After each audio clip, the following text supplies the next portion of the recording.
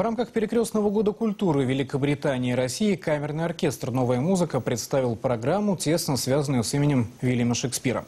Об искусстве, способном победить любые политические распри, расскажет Дмитрий Пивоваров.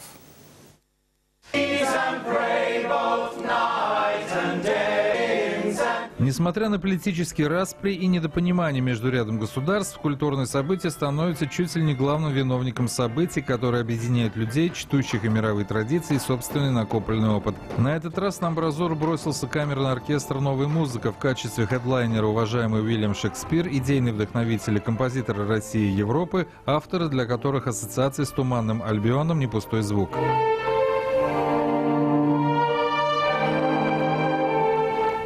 Ведь не случайно более 20 тысяч произведений в мире посвящено тому, что написал Шекспир. И у нас будут саундтреки, у нас будут фильмы с участием Элизабет Тейлор, Ричарда Бертона.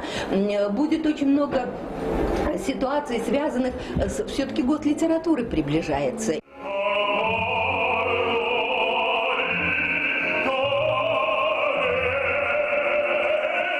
Музыкальный просветительский абонемент «Брависсимо» открыл мир аудиовизуальных приемов, связанных с Шекспиром. Не образная музыка, знаете, так описывают, когда там сейчас да? Сейчас в итальянской музыке это присутствует. Но вот здесь Верди как раз сделал замечательно. Здесь везде есть драматизм, есть конфликты, есть разрешение конфликта.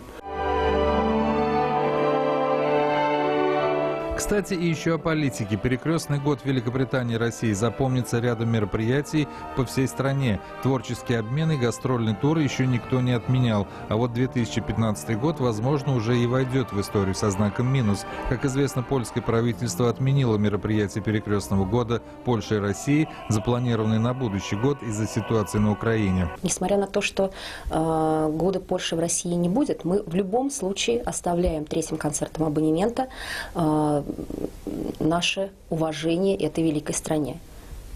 То есть ни в коем случае Шопен и Винявский не причастны к этим событиям. Это искусство, объединяющее, не дающее потерять те накопленные столетиями духовные ценности. Это аксиома выше всех инсинуаций и тревожных поползновений нынешнего дня. Дмитрий Пивоваров, Дмитрий Рженко, телеканал «Эфир».